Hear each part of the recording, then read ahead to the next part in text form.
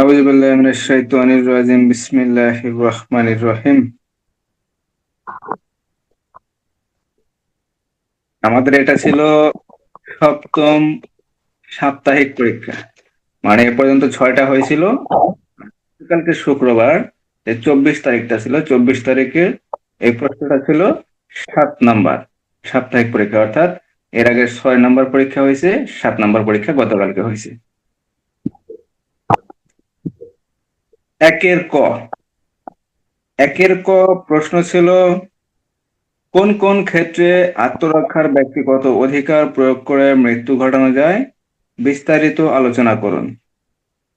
তাহলে দণ্ডবিধির কোন কোন ক্ষেত্রে আত্মরক্ষার ব্যক্তিগত অধিকার প্রয়োগ করে মৃত্যু ঘটানো যায়, বলেন। 96, 97 দণ্ডবিধি আইনে।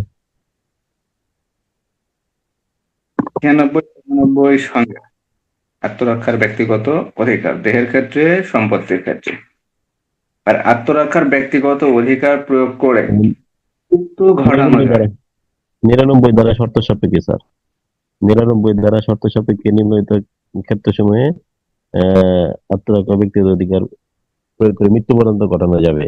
তা হচ্ছে এরকম যে এমন আক্রমণ বা এমন আঘাত যা প্রতিহত না করলে মৃত্যুই অনিবার্য। আর এমন আক্রমণ যা প্রতিহত না করলে গুরুতর আঘাত অনিবার্য। ধর্ষণের অভিপ্রায়ে আক্রমণ, অপরিচিত কামলাঞ্ছার জন্য আক্রমণ, তা প্রতিহত অপহরণের করে ক্ষেত্রে আক্রমণ। মৃত্যু ঘটানো যাবে। আর শিশু অপহরণের উদ্দেশ্যে হামলা বা আক্রমণ করলে তা প্রতিহত করে মৃত্যুবরণ ঘটানো যাবে। 6 নাম্বারটা। 6 নম্বরটা হচ্ছে কোনো ব্যক্তি যদি অন্যায় ভাবে বা বেআইনি ভাবে আটক করে এবং তার সরকারি আশ্রয় লাভের সুযোগ না থাকে, এই মুহূর্তে স্যার উম কর্তৃপক্ষের আশ্রয় সুযোগ না থাকে, থেকে এমন ভাবে আটক করা হয় যেখানে সরকারি আশ্রয় লাভের সুযোগ থাকে না, সেই ক্ষেত্রে কি করা যায়? আত্মরক্ষার ব্যক্তিগত অধিকার প্রয়োগ করে সেখানে মৃত্যু পর্যন্ত ঘটানো যায়। তারপরে 100 ধারা গেল, তারপরে 100 কোন ধারা? তারপর 103। 103 দেহের ক্ষেত্রে নাকি স্যার? 103 ধারায় সম্পত্তির ক্ষেত্রে। সম্পত্তির ক্ষেত্রে 103 পরিদস্যুতা, এই ক্ষেত্রে স্যার কি অপতে গৃহপ্রবেশ। গৃহপ্রবেশ, রাত্রিবেলায় অনধিকার গৃহপ্রবেশ, তারপরে তাঁবু এগুলোতে আগুন ধরানো, চুরি দস্যুতা ডাকাতির ক্ষেত্রে। তারপরে 106 ধারা। 106 ধারাতেও তাহলে এখানে বলা হয়েছে কোন কোন ক্ষেত্রে আত্মরক্ষার ব্যক্তিগত অধিকার প্রয়োগ করে মৃত্যু পর্যন্ত ঘটানো যায়। তাহলে উত্তর হবে নিম্নলিখিত ক্ষেত্রে কি করা যায়? আত্মরক্ষার ব্যক্তিগত অধিকার প্রয়োগ করে। প্রত্যেকটা ক্ষেত্রে হবে 99 ধারার শর্ত সাপেক্ষে নিম্নলিখিত ক্ষেত্রে আত্মরক্ষার ব্যক্তিগত অধিকার প্রয়োগ করে মৃত্যু পর্যন্ত। দণ্ডবিধি 100 ধারা মোতাবেক নিম্নলিখিত ক্ষেত্রে বা নিম্নলিখিত কাজের ক্ষেত্রে কি করা যায়? ব্যক্তিগত অধিকার প্রয়োগ করে মৃত্যু ঘটানো যায় 1, 2, 3, 4, 5, 6 পর্যন্ত। তারপর ধারা 103 তথা 99 ধারার শর্ত সাপেক্ষে সম্পত্তি রক্ষার ক্ষেত্রে আত্মরক্ষার ব্যক্তিগত অধিকার প্রয়োগ করে কোনো ব্যক্তির বা অপরাধীর কি করা যায়? মৃত্যু ঘটানো যায়। তারপর 106 106 ধারায় বলা হয়েছে 99 ধারার শর্ত সাপেক্ষে কোনো নিরপরাধ ব্যক্তির মৃত্যু হবে যেন আত্মরক্ষার ব্যক্তিগত অধিকার প্রয়োগ করে কি করা যায়? কোনো নিরপরাধ ব্যক্তির মৃত্যু ঘটানো ঘটানো যায়। যাবে। জি। পেনাল কোড বা দণ্ডবিধির 98 ধারা অনুযায়ী কি অপ্রকৃতিস্থ ব্যক্তি বা শিশু এই সকল ব্যক্তির কার্যের বিরুদ্ধে আত্মরক্ষার ব্যক্তিগত অধিকার প্রয়োগ করা যায়, সেক্ষেত্রে এমন ভাবে যদি আঘাত করে বা আঘাতের চেষ্টা করে যে মৃত্যু অনিবার্য হওয়ার সম্ভাবনা আছে, বা 100 ধারার অপরাধ, 100 ধারায় যে অপরাধ আছে অপরাধ সংগঠনের সম্ভাবনা আছে, সেই ক্ষেত্রে কি করা যায়? আত্মরক্ষার ব্যক্তিগত অধিকার প্রয়োগ করে মৃত্যু পর্যন্ত ঘটানো যায়। যায়। একের ক কোন কোন ক্ষেত্রে মৃত্যু ঘটানো যায়? একের খ একের খ একের খ প্রশ্ন ছিল, রহিম নামক একজন ব্যক্তি সুজনের খাবার প্লেটে বিষ মেশানোর জন্য 9 বছরের শিশুর নিকট বিষ দেয়। শিশুটি সুজনের খাবারের প্লেটে বিষ না দিয়ে পাশেই থাকা সাগরের প্লেটে শিশুটি বিষ মিশিয়ে দেয়। এখানে কার কি অপরাধ আলোচনা করুন। 1-এর খ, 2 নং প্রশ্ন, মানে 1-এর খ নং। তবু নাকি 107, 108 দুষ্কর্মের সহায়তা। অবশ্যই দুষ্কর্মের সহায়তা। ধারা হবে কোনটা? এখানে 108 হবে স্যার, দুষ্কর্মের সহায়তা।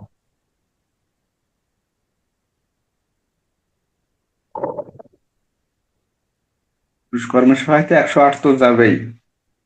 আচ্ছা, পরে 112 হবো স্যার, 112। এটা কি বলা আছে?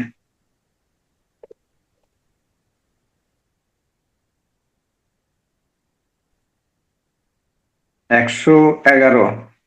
আপনি এমন কোন উদ্দেশ্যে সহায়তা করছেন, সেই উদ্দেশ্য ভিন্ন যদি অন্য কোনো কার্য সম্পাদিত হয়, তাহলে সেই কার্য সম্পাদনের জন্য সহায়তাকারী ব্যক্তি অবশ্যই অপরাধী হবে।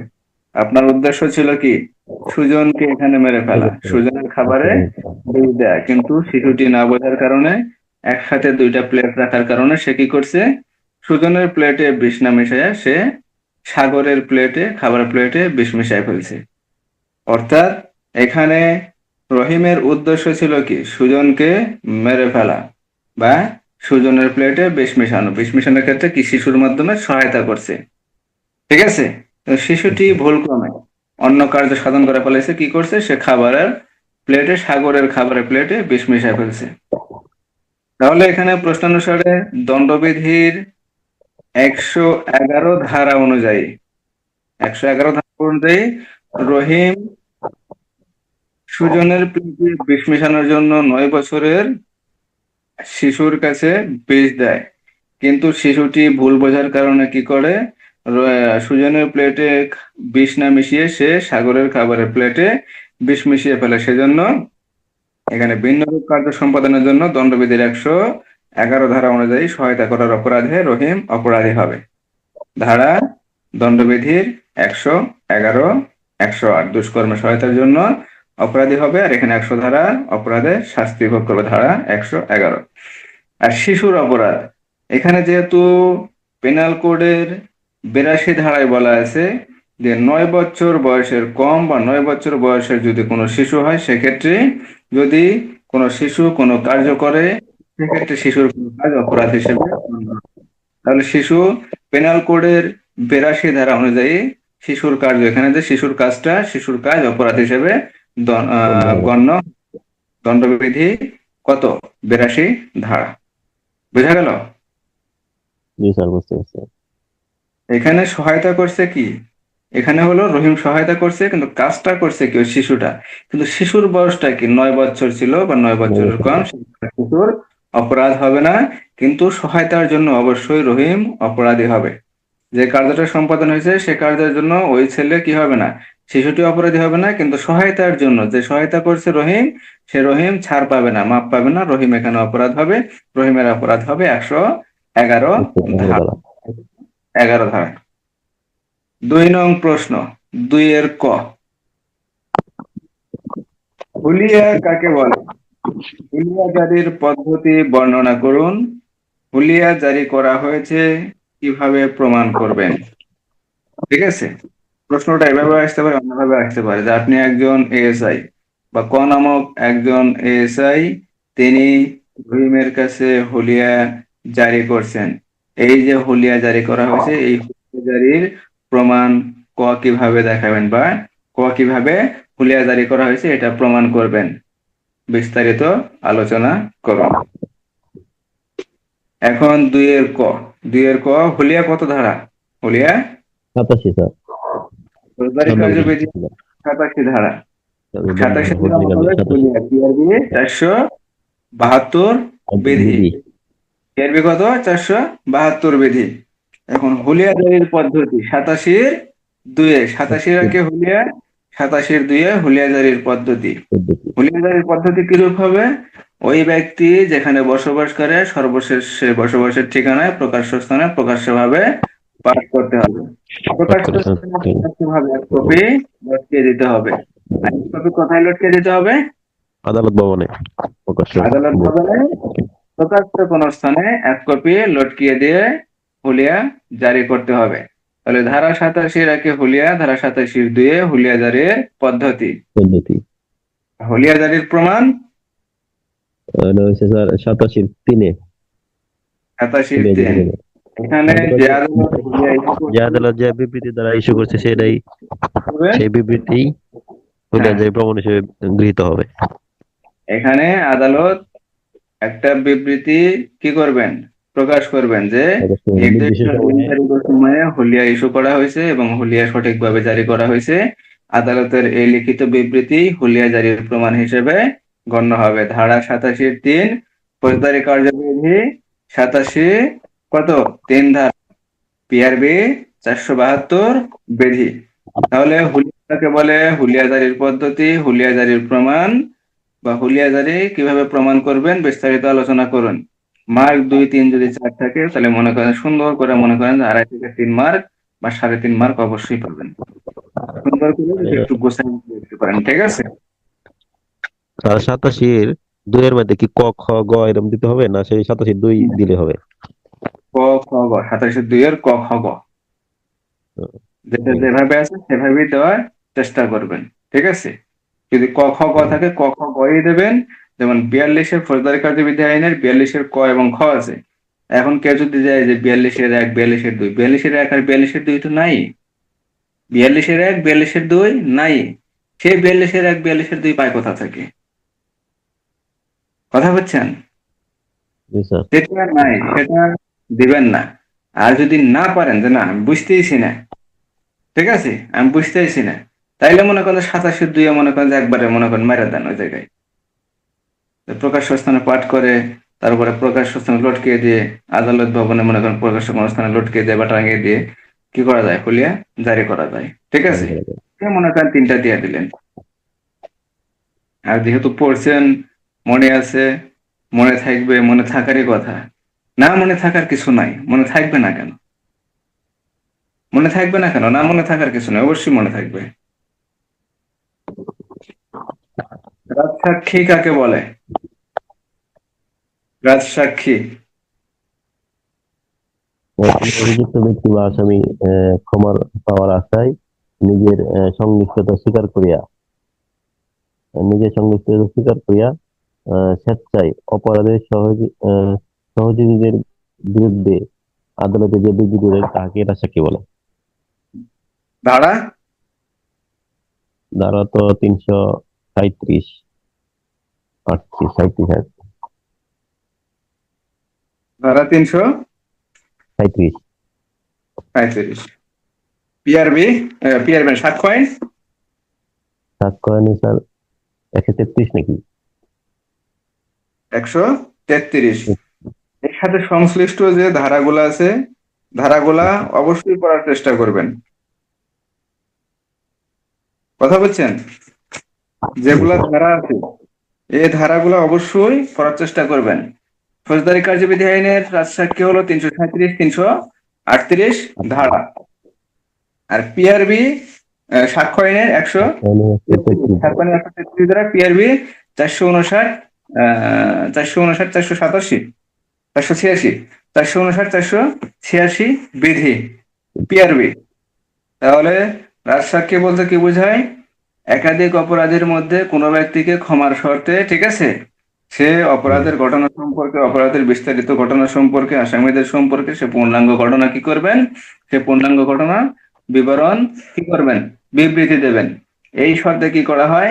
একজন রাজসাক্ষী তৈরি করা হয়, ঠিক আছে? এখন ফৌজদারি কার্যবিধি আইনের 337, 338 ধারা, পিআরবি 459, 486 বিধি, সাক্ষ্য আইনের 133 ধারা। তারপর কি আছে? রাজসাক্ষী রাজসাক্ষীকে ক্ষমা দিতে পারেন।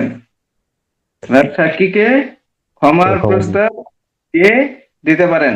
বলেন। জেলার জেলার দায়রা আদালত বিচারযোগ্য অপরাধ যা বিচারাধীন চলতেছে মামলা আর কি, এই ক্ষেত্রে স্যার অথবা 10 বছরের দণ্ডনীয় অপরাধের প্রতিবারই শর্তে তাকে ক্ষমার আদেশ প্রস্তাব দিতে পারেন। অথবা দায়রা আদালতের ম্যাজিস্ট্রেটের আদেশে কোন আদালত পারেন? আহ, দায়রা আদালত দায়রা আদালত পারে না স্যার, দায়রা আদালত তো পারে স্যার। দায়রা আদালত তো পারেই, দায়রা আদালতের নির্দেশনা সাপেক্ষে। মনে করেন এসপি স্যার একটা কাজ পারে, ঠিক আছে, এখন এসপি স্যার যদি নির্দেশনা দেয় additional কাজ করতে পারবে।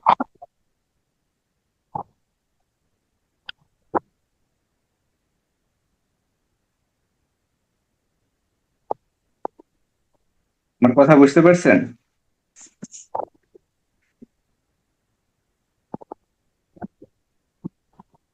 মনে করেন যে এসপি স্যার একটা কাজ পারে, করতে পারবে, সেটা তার কি, তাকে ক্ষমতা দেওয়া আছে। এখন সেই ক্ষমতা বলে যদি এসপি স্যার যদি অ্যাডিশনাল একজন এসপি স্যারকে বলে যে এই কাজটা তুমি করো, অ্যাডিশনাল এসপি স্যার কি করতে পারবে? বিয়ে করতে হবে স্যার। হ্যাঁ, ওটাই বলতেছি। তাহলে যদি দায়রা আদালত পারে, দায়রা আদালত কি, দায়রা আদালত পারে, এটা ক্ষমার প্রস্তাব দায়রা আদালত দিতে পারে। এখন দায়রা আদালত যেহেতু ক্ষমার প্রস্তাব দিতে পারে, তাহলে দায়রা আদালতের নির্দেশনা সাপেক্ষে অন্য কোন ম্যাজিস্ট্রেট দিতে পারে? জেলা ম্যাজিস্ট্রেট নাকি স্যার? চিফ জুডিশিয়াল ম্যাজিস্ট্রেট অথবা সরি, মুখ্য মহানগর ম্যাজিস্ট্রেট। মুখ্য মহানগর ম্যাজিস্ট্রেট। যদি চিফ মেট্রো এলাকায় হয় তাহলে মুখ্য মহানগর ম্যাজিস্ট্রেট, আর যদি জেলায় পর্যায়ে হয় তাহলে চিফ জুডিশিয়াল ম্যাজিস্ট্রেট। তাহলে দায়রা আদালতের যে জজ থাকেন বা দায়রা আদালত কি করতে পারেন, এই ক্ষমার প্রস্তাবটা দিতে পারেন এই দায়রা আদালতের নির্দেশনা সাপেক্ষে বা নির্দেশ সাপেক্ষে, বা দায়রা আদালত যদি নির্দেশ দেয় তাহলে তো সেই নির্দেশ মোতাবেক মুখ্য মহানগর ম্যাজিস্ট্রেট বা চিফ জুডিশিয়াল ম্যাজিস্ট্রেটও এই ক্ষমার প্রস্তাব দিতে পারেন। ধারা 338, ধারা 338। তারপরে কি করবেন? যদি সঠিক তথ্য না দেয় তাহলে তার বিচার করা যাবে। হুম, কত ধারা কত? এটা তো স্যার 338, 339। 339 কি বলছে? যাকে ক্ষমার প্রস্তাব দেওয়া হয়েছে প্রস্তাব দিয়েছে সে যদি কিভাবে করতে হবে? সঠিক তথ্য প্রদান না করে তাহলে তার বিরুদ্ধে তার বিচার করা যাবে। বিচার করা যাবে 339-2 উপধারা। ওই অন্যান্য আসামিদের সাথে বিচার করা যাবে না, আলাদাভাবে বিচার করতে হবে, হুম, তাদের সম্মুখে বিচার করা যাবে না।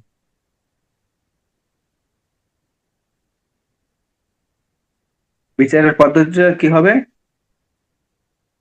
যে তার সাথে যে অন্য আসামি ছিল তাদের সাথে করা যাবে না, তা আলাদাভাবে করতে হবে স্যার।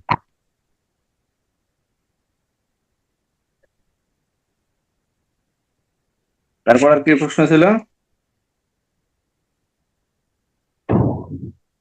3 নং প্রশ্ন, 3-এর ক, অস্ত্র শস্ত্র বলতে কি বোঝায়? কোন কোন ক্ষেত্রে অস্ত্র আইন প্রযোজ্য হবে না? যে কোনো সময় প্রশ্ন ভাই আসতে পারে যে অস্ত্র আইনে কোন কোন ক্ষেত্রে অস্ত্র আইনটা প্রযোজ্য হবে না।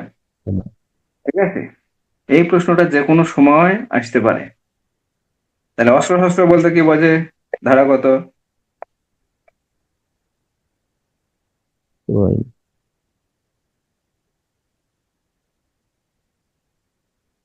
ধারা অস্ত্র আইনের 4, 1878 সালের অস্ত্র আইন, অস্ত্র আইনের 4 ধারা মোতাবেক কি অস্ত্র শস্ত্র, কামান, গোলা বারুদ, সামরিক ভান্ডার, এগুলোর কি সংজ্ঞা। আর অস্ত্র শস্ত্র বলতে অস্ত্র যেগুলো আছে, অস্ত্র বেনয়েট, তারপরে আপনার অস্ত্রের যন্ত্রাংশ, এগুলো প্রত্যেকটা জিনিসই কি অস্ত্র শস্ত্র হিসেবে গণ্য হবে। এখন ধারা 4, অস্ত্র আইনের 4 ধারা। এখন অস্ত্র আইনে কোন কোন ক্ষেত্রে অস্ত্র আইনটা প্রযোজ্য হবে না? কোন কোন ক্ষেত্রে অস্ত্র আইনটা প্রযোজ্য হবে না? ধারা কত?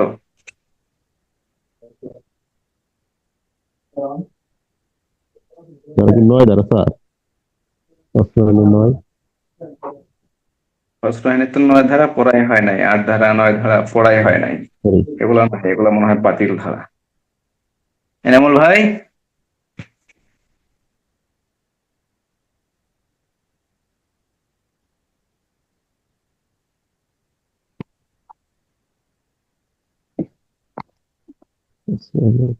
স্যার,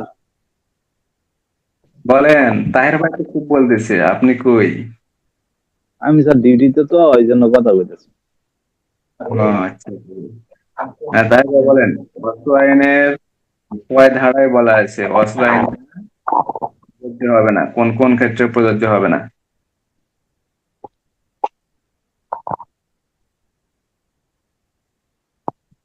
অস্ত্র আইনের এক ধারায় কি আছে? এক ধারায় পরিচিতি, কার্যকারিতার তারিখ বা সীমা।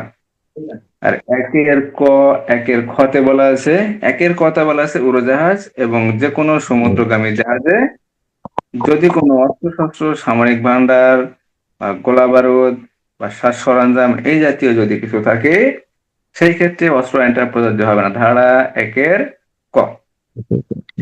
মানে কথা বলা আছে টোটাল সরকারি কর্মচারীর ক্ষেত্রে অস্ত্র আইনটা প্রযোজ্য হবে না। যারা অস্ত্র সংক্রান্ত যারা দায়িত্ব পালন করে, যারা কার্যক্রম করে, যারা রক্ষণাবেক্ষণ করে, যারা ক্রয় বিক্রয় করে, আমদানি রপ্তানি করে, যারা হেফাজত করে, যারা ধারণ করে, যারা বহন করে, এই সকল সরকারি কর্মচারীর ক্ষেত্রে কি হবে না? আইনটা প্রযোজ্য হবে না। আবার যদি মনে করেন যে সরকারি কর্মচারী তো স্কুলের শিক্ষকও, সেক্ষেত্রে হবে না। এটা অস্ত্র সেক্ষেত্রে ব্যবহার করে না। হবে না। এখানে অস্ত্র সংক্রান্ত টোটাল কথা, অস্ত্র সংক্রান্ত যারা দায়িত্ব পালন করে, যারা রক্ষণাবেক্ষণ করে, যাদের নিয়ন্ত্রণে থাকে, যারা বহন করে, যারা তত্ত্বাবধান করে, আমদানি করে, রপ্তানি করে, ক্রয় করে, বিক্রয় করে, উৎপাদন করে, বাজারজাতকরণ করে, ঠিক আছে, হস্তান্তর করে, অর্পণ করে, এই জাতীয় সংশ্লিষ্ট যারা থাকে তাদের ক্ষেত্রে কি হবে না? অস্ত্র আইনটা প্রযোজ্য হবে না। প্রযোজ্য হবে না। অস্ত্র আইনের একের ক ধারা অনুযায়ী যে কোনো সমুদ্রগামী জাহাজ অথবা উড়োজাহাজে যদি অস্ত্রশস্ত্র, গোলাবারুদ, সামরিক ভান্ডার থাকে, তাহলে সেই ক্ষেত্রে অস্ত্র আইন প্রযোজ্য প্রযোজ্য হবে হবে না। না। একের খতে বলা হয়েছে, ঊর্ধ্বতন কর্মকর্তার নির্দেশে বা সরকারের আদেশে বা আদেশ বলে কোনো সরকারি কর্মচারী যদি তার দায়িত্ব পালনকালে বা ডিউটিরত অবস্থায় বা কর্ম কর্তব্যরত অবস্থায় তিনি যদি অস্ত্র উৎপাদন করেন, আমদানি করেন, রপ্তানি করেন, বহন করেন, হস্তান্তর করেন, অর্পণ করেন, বাজারজাত করেন, ক্রয় করেন, বিক্রয় করেন বা রক্ষণাবেক্ষণ করেন বা বহন করেন, এই ক্ষেত্রে অস্ত্র আইনটা প্রযোজ্য হবে না।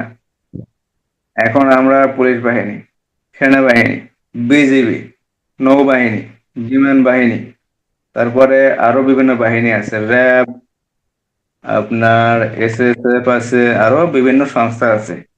এই সকল সরকারি কর্মচারীর ক্ষেত্রে যদি অস্ত্র আইনটা প্রযোজ্য হয়, তাহলে তো আপনি ডিউটি করতে পারবো না, আপনি ডিউটি করতে পারবো না, অস্ত্র নিয়ে বেরিয়ে হতে পারবো না, অস্ত্র আইনটা যদি আমাদের ক্ষেত্রে প্রযোজ্য হয়। অস্ত্র আইনটা আমাদের ক্ষেত্রে প্রযোজ্য নয়, ঠিক আছে? এই দুইটা ক্ষেত্রে অস্ত্র আইনটা প্রযোজ্য নয়। ছিল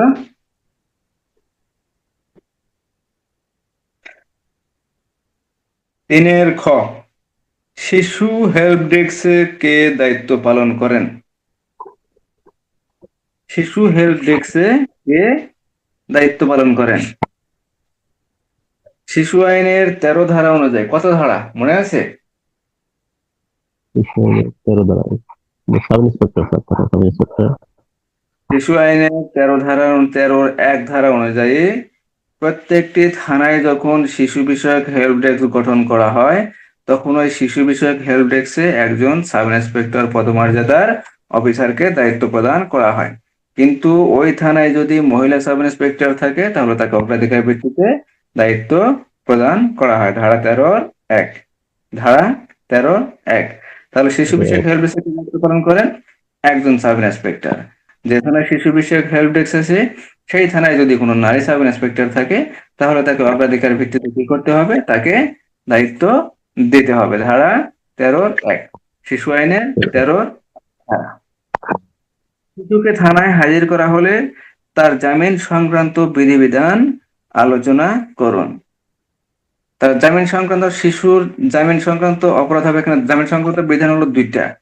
একটা হলো শিশুকে যখন থানায় হাজির করা হবে তখন থানা বিষয়ক যে পুলিশ কর্মকর্তা থাকবেন অথবা থানার ভারপ্রাপ্ত কর্মকর্তা থাকবেন, তিনি শিশু বিষয়ক শিশুর কি করবেন, জামিন সংক্রান্ত তার নিজস্ব একটা ক্ষমতা আছে, সেই ক্ষমতা বলে শিশুকে জামিনে মুক্তি প্রদান করতে পারেন।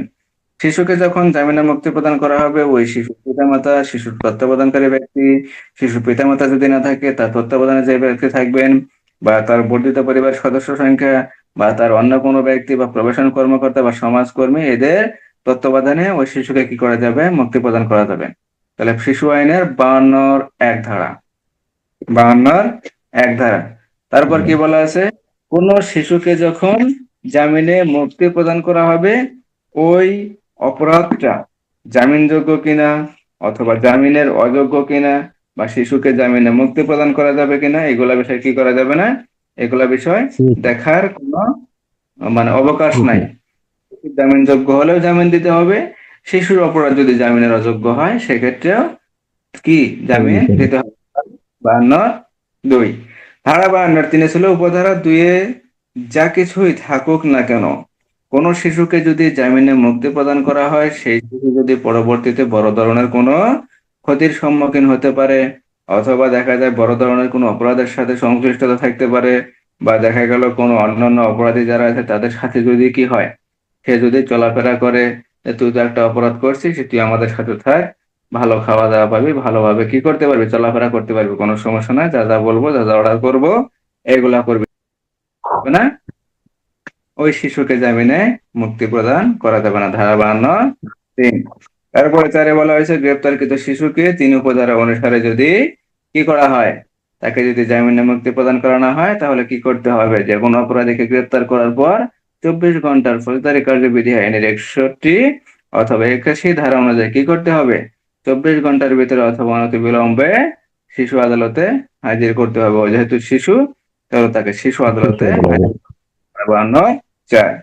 5-এ বলা হয়েছে, শিশু আদালতে যখন হাজির করা হবে, থানা হতে যখন জামিন প্রাপ্ত করা হয় নাই বা জামিন দেওয়া হয় নাই, তখন শিশু আদালতে উপস্থাপন করা হলে শিশু আদালত ওই শিশুর কি করবেন, জামিনে মুক্তি প্রদানের ব্যবস্থা করবেন, অথবা জামিনে যদি মুক্তি প্রদান করা সম্ভব না হয় তাহলে তাকে নিরাপদ স্থানে বা হেফাজতে রাখার জন্য আদেশ প্রদান করবেন। ধারা 52(5). তাহলে শিশুর শিশুর জামিন সংক্রান্ত বিধান কত, শিশু আইন ধারা এবং শিশু, এই যে শিশুকে যখন পুলিশ অফিসার কি করছেন, কোর্টে হাজির করছেন বা আদালতে যখন হাজির করছেন, হাজির করার পর আবার বলা আছে যে কোর্টের যে থাকবেন, দায়িত্বরত যে থাকবেন, বা জজ যে থাকবেন, ম্যাজিস্ট্রেট যে থাকবেন, সে কি করবেন, ওই শিশু অপরাধীকে জামিনের ব্যবস্থা করবেন। যদি শিশু আদালত জামিনের ব্যবস্থা না করে তাহলে কি করতে হবে, ওই শিশুকে ভালো একটা জায়গায় রাখতে হবে, যেখানে অন্যান্য অপরাধী থাকবে না, বয়স্ক অপরাধী থাকবে না, বা পূর্বে দণ্ডপ্রাপ্ত হয়েছে এরকম কোনো অপরাধীর সাথে রাখা যাবে না। তাহলে ওই শিশু যদি কোথায় আছে না, সঙ্গদোষে লোহাবাসে, মানে সৎসঙ্গে স্বর্গবাস, অসৎসঙ্গে সর্বনাশ। মানে এখানে যদি আপনার একজন শিশু অপরাধীকে নতুন অপরাধ করছে বা ছোট ধরনের কোনো অপরাধ করছে, তাকে বড় ধরনের কোনো অপরাধের সাথে রাখা যাবে না, অথবা যারা বয়স্ক অপরাধী আছে তাদের সাথে রাখা যাবে না, বয়স্ক অপরাধীদের সংস্পর্শে রাখা যাবে না। বয়স্ক অপরাধের সাথে গেলে তাদের কুবুদ্ধিতে, কুপরামর্শে এই শিশু কি হতে পারে, ভুল পথে পরিচালিত হওয়ার সম্ভাবনা থাকবে, বা সে ভুল পথে যাওয়ার সম্ভাবনা থাকবে। সেজন্য শিশুকে নির্দিষ্ট একটা জায়গায় রাখতে হবে, সুন্দর একটা জায়গায় রাখতে হবে। যদি সরকারি হেফাজতে রাখা না হয়, রাখা যদি সম্ভব না হয়, তাহলে বেসরকারি কোনো প্রতিষ্ঠান বা কোনো ব্যক্তির কাছে কি করতে হবে, হেফাজতে রাখার চেষ্টা করতে হবে।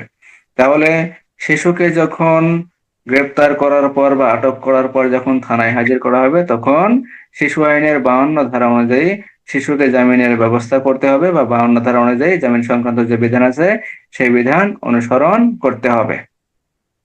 তারপর প্রশ্ন 4-এর ক।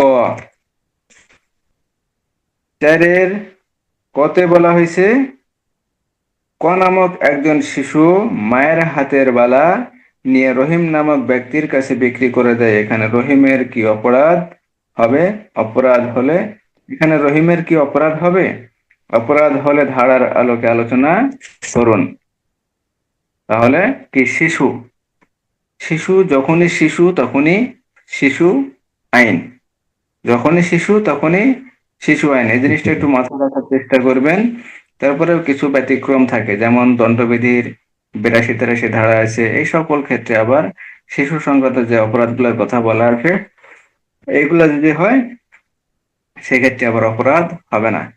শিশুর অপরাধ তো হবেই না, শিশুর ক্ষেত্রে যদি 9 বছর হয় বা 9 অথবা 9 থেকে 12 বছর বা 12 বছরের কম হয়, সেক্ষেত্রে যদি বুদ্ধি সম্পন্ন যদি না হয়, বোধ বুদ্ধি সম্পন্ন যদি না হয় বা বুদ্ধির যদি পরিপক্কতা না থাকে, সেক্ষেত্রে সে যে কোনো কাজই করুক তার অপরাধ হবে না। তাহলে শিশু আইনের কত ধারা অনুযায়ী এখানে রহিম অপরাধ হবে? এখানে প্রশ্ন অনুসারে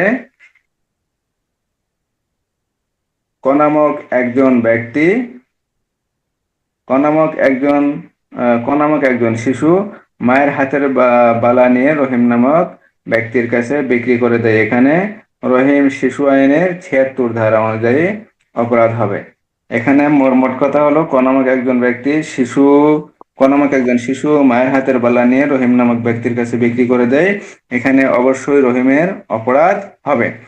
শিশু আইনের 76 ধারা অনুযায়ী একজন শিশু যখন কোনো ব্যক্তির নিকট কি করে, কোনো দ্রব্যাদি বা কোনো বস্তু যদি বন্ধক রাখে অথবা বিক্রি করে, তাহলে যে ব্যক্তি এই দ্রব্যাদি বন্ধক রাখবে অথবা ক্রয় করবে সে ব্যক্তি কি হবে? অবশ্যই শিশু আইনের 76 ধারা অনুযায়ী অপরাধী হবে। এখানে যেহেতু একজন শিশু রহিম নামক ব্যক্তির কাছে তার মায়ের হাতের বালা বিক্রি করছে, এখানে রহিম কি শিশু আইনের 76 ধারা অনুযায়ী অবশ্যই অপরাধী হবে এবং দণ্ডিত হবে। ধারা শিশু আইনের 76, ধারা শিশু আইনের 76। তারপর কি প্রশ্ন? সৃজনশীল প্রশ্নগুলা এরূপ ছোটই হয়, কিন্তু ধারাগুলা খুঁজে পাইতে সমস্যা হয়, ঝামেলা হয়। ঠিক আছে, সেই জন্য একটু নজর রাখতে হবে, দৃষ্টি রাখতে হবে যেন কোনো ঝামেলা না হয়। মাদকাসক্ত ব্যক্তি বলতে কাকে বলে, বা মাদকাসক্ত ব্যক্তি বলতে কি বোঝায় বা কাকে বোঝায়? কত? মাদকদ্রব্য নিয়ন্ত্রণ আইনের ধারা 2-31, ধারা 2-1। যে ব্যক্তি মাদক দ্রব্যের উপরে পরোক্ষভাবে প্রত্যক্ষভাবে, যে ব্যক্তি মাদক দ্রব্যের উপরে নির্ভরশীল, যে মাদক দ্রব্য সেবন করে, যে মাদক দ্রব্য গ্রহণ করে বা যে মাদক কি করে পান করে, যে মাদক ছাড়া চলতে পারে না, সেই ব্যক্তিকে কি বলা হয়? মাদকাসক্ত ব্যক্তি বলা হয়। মাদক দ্রব্য নিয়ন্ত্রণ আইনের 2-31 ধারা। আর 2-29 ধারায় কি বলা আছে? মাদক দ্রব্য, মাদক দ্রব্য। আর মাদকাসক্ত ব্যক্তি 2-31 ধারা, 2-31 ধারা। তাহলে মাদকাসক্ত ব্যক্তি বলতে কাকে বোঝায়? ধারা 2-29, মাদক দ্রব্য নিয়ন্ত্রণ আইনের 2-29 ধারা। যখনই সংজ্ঞা লিখবেন, সংজ্ঞা লেখার শেষে নিচে সাইডে সুন্দর করে লেখা দেবেন মাদক দ্রব্য নিয়ন্ত্রণ আইনের 2-29 ধারা।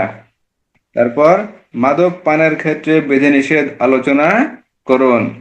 মাদক পানের ক্ষেত্রে মাদকদ্রব্য নিয়ন্ত্রণ আইনের 11 ধারা অনুযায়ী মাদকদ্রব্য পানের ক্ষেত্রে বিধিনিষেধ নিম্নে আলোচনা করা হলো। যখনই লিখবেন লেখার ভিতরে একটু প্রথমে উল্লেখ করে দেবেন মাদকদ্রব্য নিয়ন্ত্রণ আইনের 11 ধারা অনুযায়ী মাদকদ্রব্য পানের ক্ষেত্রে বিধিনিষেধ নিম্নে আলোচনা করা হলো। এখন আর 11-র 1, 2, 3 কটা আছে?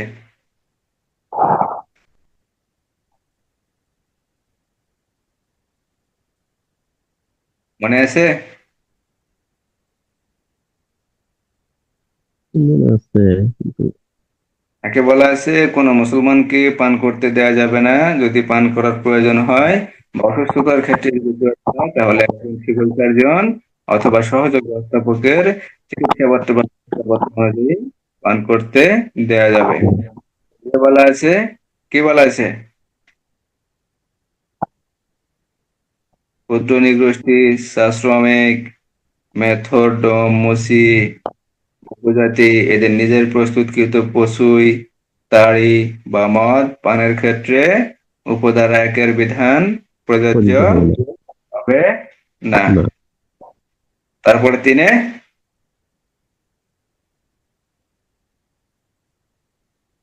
11-3 ক খ কি বলেছে? কোন কোন ব্যক্তি?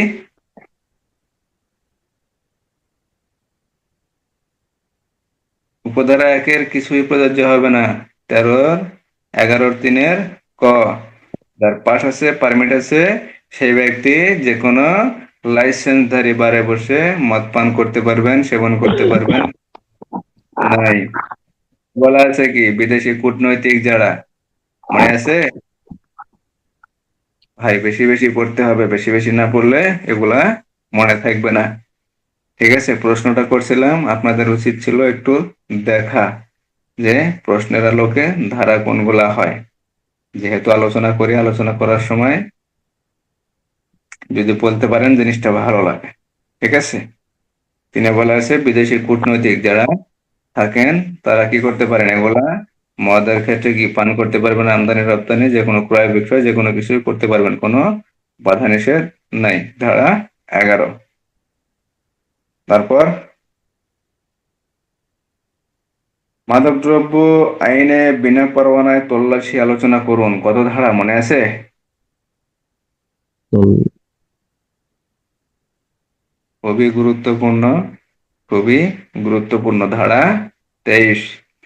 ধারা 23-এ আছে বিনা পরোয়ানায় তল্লাশি। মাদকদ্রব্য নিয়ন্ত্রণ আইনের 23 ধারা অনুযায়ী বিনা পরোয়ানায় তল্লাশি নিম্নলিখিত ভাবে সম্পন্ন করা যায়। ঠিক আছে, বিনা পরোয়ানায় তল্লাশি কখন করা যায়? ধারা 23-এর 1, যখন মাদকদ্রব্য নিয়ন্ত্রণ অধিদপ্তরের কোনো অফিসার বা কোনো কর্মকর্তা অথবা অপর কোনো কর্মকর্তা যদি দেখেন, বোঝেন বা মনে করেন যে কোথাও মাদকদ্রব্য অপরাধ হইতেছে, হওয়ার সম্ভাবনা আছে বা ঘটবে, ঘটার সম্ভাবনা আছে বা ঘটতেছে, তাহলে সেখানে কি করতে পারেন? বিনা পরোয়ানায় তল্লাশি করতে পারেন। তল্লাশির ক্ষেত্রে কি কি করতে পারেন? সেখানে প্রবেশ করবেন, প্রবেশ করা না গেলে বাধাপ্রাপ্ত হলে কি করবেন? দরজা জানালা ভেঙে প্রবেশ করবেন। সেখানে যা কিছু পাওয়া যাবে তা কি করবেন? জব্দ তালিকা প্রস্তুত করবেন। কোনো ব্যক্তিকে সন্দেহ হলে তার দেহ তল্লাশি করবেন। কোনো ব্যক্তিকে সন্দেহ হলে তাকে আটক করবেন, গ্রেপ্তার করবেন, মালামাল নিয়ে চলে আসবেন। ঠিক আছে, এগুলা কার্যক্রম সম্পন্ন করা যায়। ধারা 23। ধারা 20-এ কি বলা আছে? ধারা 20 মাদকদ্রব্য নিয়ন্ত্রণ আইনের 20 ধারায় বলা আছে সমস্যা কমাতে চায়। পরিদর্শন করতে হবে, প্রবেশ করা যাবে। ঠিক আছে, 21 ধারায় বলা আছে কি? 21 কার্যক্রম সেটা সাধারণত মোটামুটি আমরা করে থাকি প্রায় সময়, যে প্রকাশ্য কোন স্থানে তল্লাশি মারধর অথবা করা যাবে। তাহলে চেক করেন তো নাকি, যেখানে চেকপোস্ট ডিউটি হয়। আবার চেকপোস্ট ডিউটি করার ক্ষেত্রে আমি ঢাকায় দেখছি, চেকপোস্ট ডিউটি করার ক্ষেত্রে এগুলা দেখা হয় যে গাড়িতে মাদকদ্রব্য আছে কিনা, অথবা কোনো ব্যক্তি মাদকদ্রব্য নিজের সাথে বহন করতেছে কিনা, নিয়ে যায় কিনা, কোনো ব্যাগে আছে কিনা, বস্তায় আছে কিনা, কোনো গাড়িতে আছে কিনা। ঠিক আছে, এগুলো জিনিস চেকপোস্টের সময় কি করা হয়? এগুলা পরিদর্শন দেখো, করা হয়, দেখা হয়, যাচাই বাছাই করা হয় যে তার সাথে কোনো মাদকদ্রব্য আছে কিনা, কারণ ঢাকায় অহরহ মাদকদ্রব্য দেখা যায়। ঠিক আছে, তাহলে ধারা 23 বিনা পরোয়ানায় তল্লাশি। তাহলে মাদকদ্রব্য নিয়ন্ত্রণ আইনের 23 ধারা অনুযায়ী নিম্নলিখিত ক্ষেত্রে বা নিম্নলিখিত ভাবে কি করা যায়? বিনা পরোয়ানায় তল্লাশি করা যায়। 5-এর ক, 5-এর ক, সোহেল তার পিতার অবর্তমানে দাদা দাদির ভরণ পোষণ ব্যয় না দিলে সোহেলের অপরাধ কি? সোহেলের অপরাধ কি? যদিও ভরণ পোষণ, পিতামাতার ভরণ পোষণ হওয়া সম্ভব, তারপরেও যেহেতু একটা দণ্ড দেওয়া আছে, ঠিক আছে, দণ্ড যেহেতু একটা দেওয়া আছে, সেহেতু দণ্ডটা করা যেতে পারে। ঠিক আছে, তাহলে দাদা দাদি যদি ভরণ পোষণ না নেয়, যদি ভরণ পোষণ না দেয়, তাহলে দণ্ড কত? কিছু বছর বড় মোশন আইন নাকি স্যার? হুম, পিতামাতার ভরণ পোষণ আইনের কত ধারা দণ্ড? যদি পিতামাতার ভরণ পোষণ ব্যয় যদি না দেয়, অথবা দাদা দাদি যদি না দেয়, তাহলে অপরাধ কত ধারায়? পিতামাতার এক ধারা, দাদা দাদির আরেক ধারা। ধারা বলেন।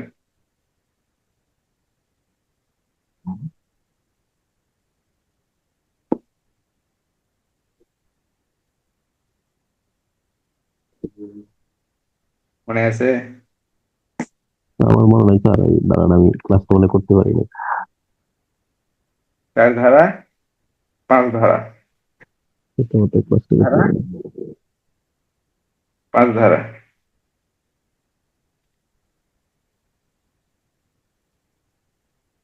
হুম,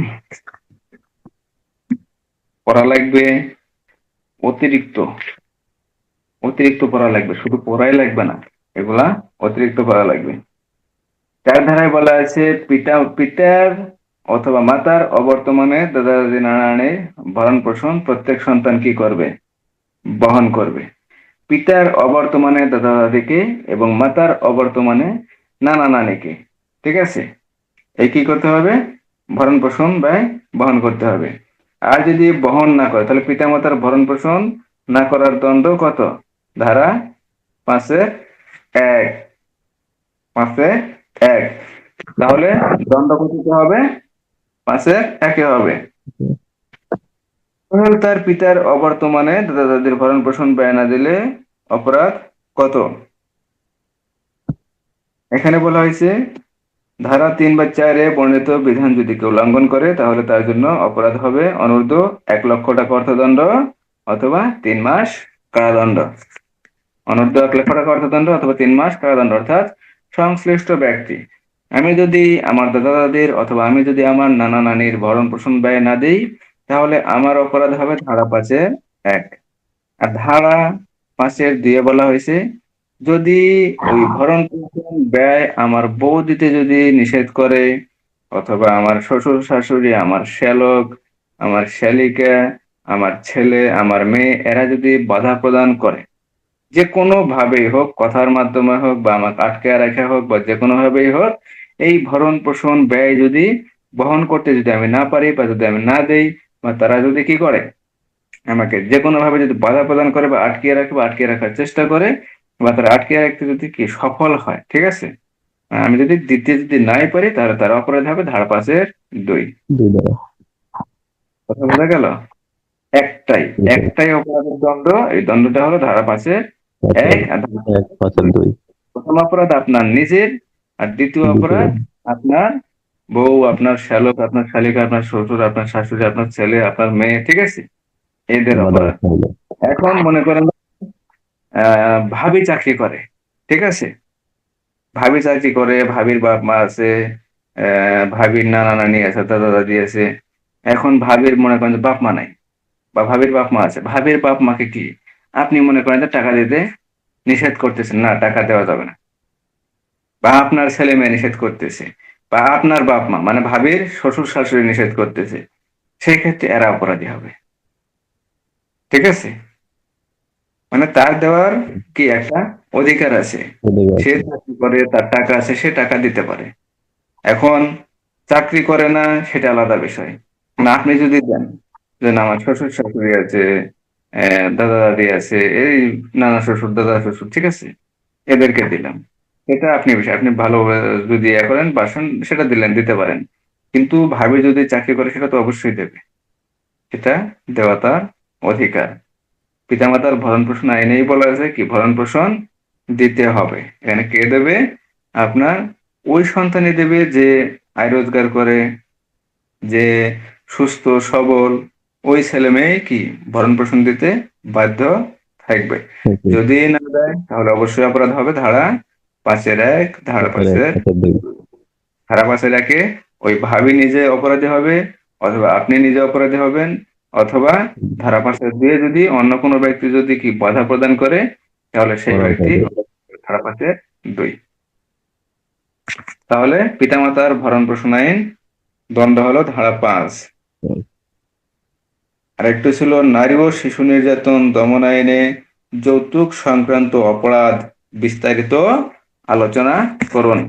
যৌতুক সংক্রান্ত অপরাধ নারী ও শিশু নির্যাতন দমন আইন, যৌতুক সংক্রান্ত অপরাধ ধারা কত? 11। ধারা 11। মৃত্যু ঘটানো, মারাত্মক জখম, সাধারণ জখম, ধারা 11 খ গ, ধারা 11 ক খ গ, এইটুকুই। প্রশ্ন খুব একটা জটিল না, ছোট ছোট প্রশ্ন, শর্ট শর্ট প্রশ্ন, যেহেতু আমি চিন্তা করছি ভাই প্রত্যেক শুক্রবারে ইনশাল্লাহ নেব, প্রত্যেকটা শুক্রবারই। যদি ভাই এখনো মনে করেন যে 30-32টা বা তারও বেশি হয়তো সপ্তাহে ইনশাল্লাহ পাবো, যদি পাই তাহলে তো ভাই পরীক্ষা নিতে সমস্যা নাই। আমার তো মনে হয় যদি এইভাবে পরীক্ষা নেওয়া হয় প্রশ্ন কোনো কিছুই বাদ থাকবে না। আমার কথা বুঝতে পারছেন? জি স্যার, এখন বুঝতে পারছি আপনার প্রশ্নগুলো যে জরুরি তথ্য বুঝতে পারছি। আর এই এই ক্যাটাগরির প্রশ্নই হয়, এই জায়গা থেকে একটু লাগাই দিছি। মনে করেন যে একটা 5 মার্কের বা 6 মার্কের একটা প্রশ্ন, 2 মার্ক শর্ট একটা প্রশ্ন দেওয়া রাখছে বা শর্ট একটা ধারার প্রশ্ন দেওয়া রাখছে, আর 4 মার্ক মনে করেন যে বড় একটা প্রশ্ন দেওয়া রাখছে। দেখো 4 মার্কেরটা পারেন, 2 মার্ক পারতেছেন। কথা বুঝতে পারছেন? মার্কের প্রশ্নের উত্তর পারেন, কিন্তু 2 মার্কের প্রশ্নের উত্তরটা দিতে পারতেছেন না, আপনার সঠিক ভালো জানা নাই, আপনার মনে পড়তেছে না, আপনি মাথায় নিয়ে আসতে পারতেছেন না, এরকমই হয়। সেজন্য এই যে বিশেষ করে এই ঝামেলাটা বাধে হলো আপনার দণ্ডবিধিতে। ফৌজদারি বলেন, নারী শিশু বলেন, এগুলো যত যত ধারা আছে কোনো ধারায় সমস্যা না, ধারায় সমস্যা হয় বুঝতে ধরতে, সেটা হলো দণ্ডবিধি। দণ্ডবিধি মাঝে মাঝে 7 কয়েনেও ঝামেলা করে, কিন্তু 7 কয়েনটা খুবই ভালো, পড়তে ভালো লাগে যদি বুঝতে পারেন সঠিকভাবে, পড়তে ভালো। দণ্ডবিধি একটু প্যাঁচ লাগে। কথা বুঝতে পারছেন? সেজন্য আমি চেষ্টা করতেছি যে আগের থেকে এগুলা মনে করেন যে সলভ করার চেষ্টা করব, যেন কোনো ঝামেলা না হয়। আর বেশিরভাগ প্রশ্ন হয় দণ্ডবিধির উদাহরণগুলা থাকে ভাই, উদাহরণ থাকে। আমি দণ্ডবিধির একটা প্রশ্ন করছি, ওই যে রহিম নামক ছেলে, যে রহিম নামক একজন ব্যক্তি, একজন শিশু, 9 বছরের একজন শিশু। এটা একটা যদি বড় বই থাকে, ভাষ্য বই থাকে, অবশ্যই দেখবেন 111, ঠিক আছে? দণ্ডবিধির 111 ধারা থেকে এই প্রশ্নটা আমি করছি। এখানে 3-4টা উদাহরণ আছে সেম ক্যাটাগরি, ঠিক আছে? একটু 19-20 করা আছে, এগুলো একটু দেখবেন, দেখলে অবশ্যই বুঝতে পারবেন যে কোনো ব্যক্তি যখন একটা উদ্দেশ্যে কি করছে, সহায়তা করছে, ঠিকই আছে, কিন্তু ভিন্ন কার্য সম্পাদন হয়েছে। যে কার্য সম্পাদনের জন্য কি করছে, সহায়তা করছে, সে কার্য সম্পাদন হয় নাই, ভিন্ন কোনো কার্য সম্পাদন হয়েছে, সেক্ষেত্রে অপরাধটা 111 ধারায়, সহায়তা করার জন্য 111 ধারায় অপরাধ হয়েছে দণ্ডবিধির। আর ওই শিশুর বয়স যেহেতু 9 বছর বা 9 বছরের কম, সেহেতু দণ্ডবিধির 82 ধারা অনুযায়ী ওই শিশুর কোনো অপরাধ হবে না। হবে না। আবার যদি ওই শিশুর যদি দেখা যায় যে 18-20 বছর বয়স, তো সেক্ষেত্রে কিন্তু আবার ওই যদি মানে যদি মারা যায়, সেক্ষেত্রে 300, 302 অথবা 299 দণ্ডারো হত্যা, তারপরে নরহত্যা, এই সকল অপরাধের ক্ষেত্রে কিন্তু প্রযোজ্য হবে। ঠিক আছে? যদিও ওইভাবে দেবে না, প্রশ্ন যখন দেবে একটু ক্রিটিক্যাল করে দেবে যে 9 বছরের কম বা 12 বছরের কম, বুদ্ধি পরিপক্কতা নাই এমন শিশু, মানসিক খর্বগায় বা মানসিক ভারসাম্যহীন, ঠিক আছে, বা পাগল, বা প্রমত্ততার কারণে দিল যে এই শিশু বা এই বয়স্ক ব্যক্তি, ঠিক আছে, একটু করে ক্রিটিক্যাল দেবে আর একটু করে মনে করেন যে লেজ লাগায় দেবে, তখনই বুঝতে ঝামেলা হয়ে যাবে। তাহলে নারী ও শিশু নির্যাতন দমন আইনে যৌতুক সংক্রান্ত অপরাধ বিস্তারিত আলোচনা করুন। ধারা 11। ধারা 5-এর খ, পুলিশ আইন 1861 অনুযায়ী কোন কোন ক্ষেত্রে পুলিশ অফিসার বিনা পরোয়ানায় গ্রেপ্তার করতে পারেন? পুলিশের অপরাধের জন্য দণ্ড কত প্রকার? তাহলে প্রথমটা দেখি, 5-এর খ, পুলিশ আইন 1861 অনুযায়ী কোন কোন ক্ষেত্রে পুলিশ অফিসার বিনা পরোয়ানায় গ্রেপ্তার করতে পারেন? পুলিশ আইনে 34 ধারা। এখন পুলিশ আইনের 34 ধারা গ্রেপ্তার করতে পারেন। তারপর তারপরে আবার স্যার এই সাব ইন্সপেক্টর বর্ধমান পুলিশ 34-এর ক দ্বারা গ্রেপ্তার করতে পারে। এখন পুলিশের যে ক্লোজ আছে 8টা, ঠিক 8টা আছে ক্লোজে স্যার। চেষ্টা করবেন। স্যার এই যে অনাবৃত, আটটা ক্লোজ, স্যার অনাবৃত জায়গায় গবাদি পশু জবাই করা বা মৃত পশুর চামড়া ছড়ানো, 2 হয়েছে নিষ্ঠুর ভাবে নির্দয় কোনো জীবজন্তুকে মারধর করা, 3 হচ্ছে জনসাধারণের আহ, বিরক্তিকর বা অসুবিধা সৃষ্টি করিয়া কোনো রাস্তায় গাড়ি ঘোড়া দাঁড় করিয়ে রাখা, 4 রয়েছে খোলা বা উন্মুক্ত জায়গা বিক্রির জন্য মালামাল ফেলে রাখা, 5 হচ্ছে রাস্তার জঞ্জাল সৃষ্টি করা, 6 হয়েছে মাতাল বা বেসামাল হয়ে রাস্তায় চলাফেরা করা, আর 7 হচ্ছে রাস্তায় মলমূত্র ত্যাগ করা, 8 হচ্ছে পুকুর বা কুয়া অরক্ষিত অবস্থা রেখে দেওয়া। এগুলা কিন্তু পৌরসভার ভিতরে হতে হবে। হ্যাঁ, এগুলা এটা কিন্তু পৌরসভা। প্রতিরোধ অপরাধ। জি জি। আবার আপনি যদি গ্রামে যা গ্রেপ্তার করেন তাহলে কিন্তু হবে না, না, এটা তো বড় এলাকা স্যার। এটা পৌর এলাকা তাহলে করতে হবে। স্যার এখানে 34, চৌত্রিশের ক তো আসবে নাকি স্যার? হ্যাঁ অবশ্যই 34-এর কোন এটাও বিনা প্রমাণে গ্রেপ্তার। তবে হ্যাঁ, অফিসার অথবা সার্জেন্ট পদমর্যাদার অফিসার ব্যতীত এই বিনা কেউ প্রমাণে গ্রেপ্তার গ্রেপ্তার করতে পারবে না, করতে পারবে পারবে না। না। তো ধারা 34 ক, ধারা 34, ধারা 34 ক তো বলে আর হচ্ছে পুলিশের এই যে শাস্তি দণ্ডের কথা বলা হয়েছে, দুই প্রকার আর কি। অনুযায়ী বিনা প্রমাণে গ্রেপ্তার করতে পারেন। পুলিশের অপরাধের জন্য দণ্ড কত প্রকার? দুই প্রকার স্যার, লঘুদণ্ড আর গুরুদণ্ড। আর দণ্ড। গুরুদণ্ড। পুলিশের দণ্ড সমূহের মধ্যে পার্থক্য লেখ। আহ, পুলিশের দণ্ড সময় প্রাপ্ত নিম্নরূপ, যেমন গুরুদণ্ডের বিরুদ্ধে আপিল আপিল করা যায়, আর লঘুদণ্ডের বিরুদ্ধে আপিল করতে হয় না। আর গুরুদণ্ডের ডিপার্টমেন্টাল প্রসিডিং বা বিভাগীয় ব্যবস্থা নেওয়া হয়। আর গুরুদণ্ডের সময় ডিপার্টমেন্টাল বা বিভাগীয় প্রসিডিং করা হয় না। এটাই তো স্যার পার্থক্য এগুলা। দণ্ড 2-3টা ইয়ে দেন। এই যে গরুদণ্ড, গরুদণ্ড হচ্ছে এই এই বেতন বরখাস্তকরণ, বরখাস্তকরণ, বেতন স্থগিতকরণ, পদোন্নতি স্থগিতকরণ। আর লঘুদণ্ড যে তিরস্কার, এক্সট্রা ডিল, আটক রাখা, ফেডিং ডিউটি, গার্ড ডিউটি। ধারাগত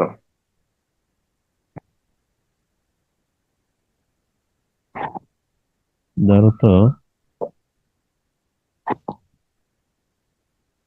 দ্বন্দ্ব 53 স্যার।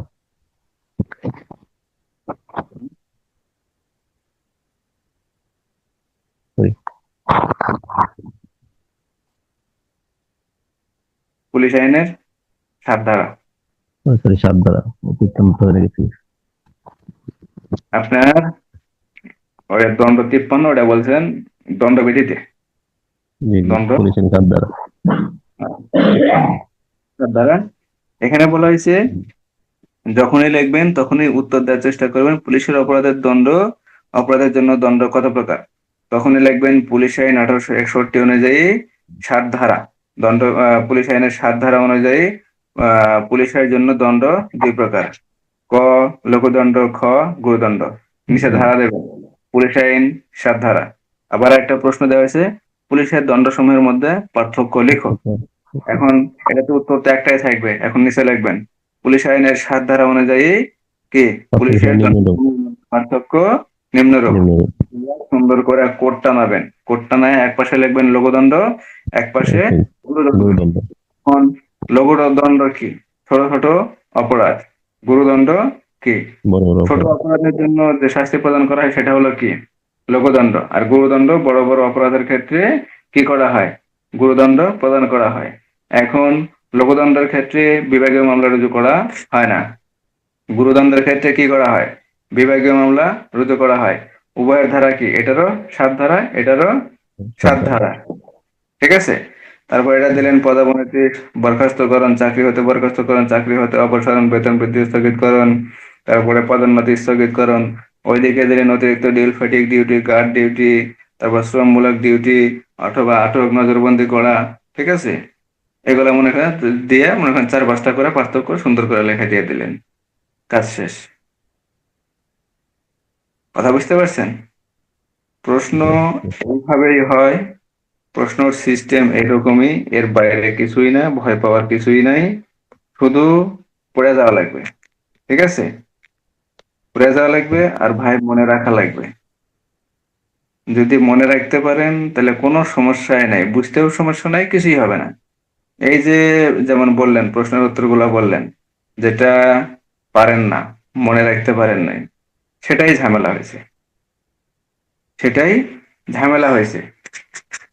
তাছাড়া পুলিশ আইনে বললেন 34, 34-এর ক, তারপর অন্যান্য যে ধারাগুলো যে বললেন, ঠিক আছে? তাহলে একটা প্যাচ লাগছে, সেটা হলো দণ্ডবিধির যে 111 সেটা বলছেন 107-8, আর ইনামুল ভাই বলছে 112। ঠিক আছে, এটা 111। একটু বেশি করে পড়তে হবে, বেশি করে যদি পড়েন অবশ্যই মনে থাকবে, অবশ্যই মনে থাকবে। আর যখনই পড়বেন, বিশেষ করে দণ্ডবিধি, অন্য কোনো ধারার কথা আমি বলবো না, অন্য কোনো আইনের কথা আমি বলবো না, অন্য কোনো আইনে তেমন উদাহরণ নাই, শুধু দণ্ডবিধিতে যত উদাহরণ আছে, যত উদাহরণ আছে, মনে করেন যে সব লিখতে লিখতে মনে করেন যে একবারে তামাক তার করে ফেলবো। কথা বুঝতে পারছেন? হ্যাঁ, দণ্ডবিধিতে যত ধারা আছে, যত ধারার সাথে উদাহরণগুলো আছে, এই উদাহরণগুলো অবশ্যই অবশ্যই পড়ার চেষ্টা করবেন। আর যত উদাহরণই থাক, আমিও চেষ্টা করব যে প্রত্যেকটা পরীক্ষার ক্ষেত্রে একটা একটা উদাহরণ থেকে, মানে এক একটা ধারা থেকে, এক একটা উদাহরণ থেকে এক একটা করে প্রশ্ন করবেন ইনশাআল্লাহ। কথা বুঝতে পারছেন?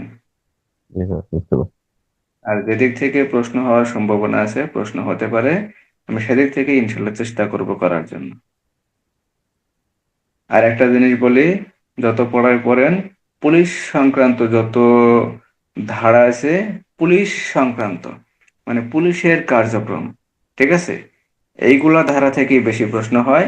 এর বাইরে প্রশ্ন খুবই কম হয়, এর বাইরে প্রশ্ন হয়ই না বললেই চলে। ঠিক আছে, ওগুলা অত পড়ার দরকার নাই, মাথা নষ্ট করার দরকার নাই।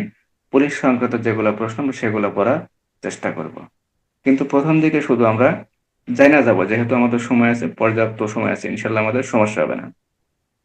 আমরা জেনে যাব, জানার জন্য জানবো, পরবর্তীতে আমরা শর্ট করব।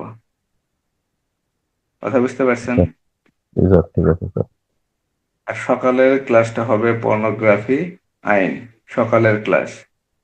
অবশ্যই 7:50 হাজির থাকার চেষ্টা করবেন, যদি ডিউটি না হয়। ঠিক জি আছে? স্যার, জি স্যার। আর যদি ডিউটি থ্যাংক হয়, ইউ স্যার। যদি কষ্ট হয়, দরকার নাই, বেশি কষ্ট হলে দরকার নাই। ঠিক আছে, জি স্যার, কালকে থাকবো স্যার। আজকে ডিউটি ছিল তো, এই জন্য থাকতে পারি স্যার। আমিও চেষ্টা করব কালকে ইনশাল্লাহ এক ক্লাসেই পর্নোগ্রাফি শেষ করে দেব ইনশাআল্লাহ। জি স্যার। তাহলে ভালো থাকেন, ভালো থাকেন। আসসালামু আলাইকুম স্যার। ফরিদ ভাইয়ের খবর কি? শহীদ ভাই তো 2 দিন ধরে কথা হচ্ছে না স্যার, এই ফোন দেবো। না, দেখি না তো, ক্লাসে একদমই আছেন। আচ্ছা ঠিক আছে, ভালো থাকেন, আসসালামু আলাইকুম। আসসালাম।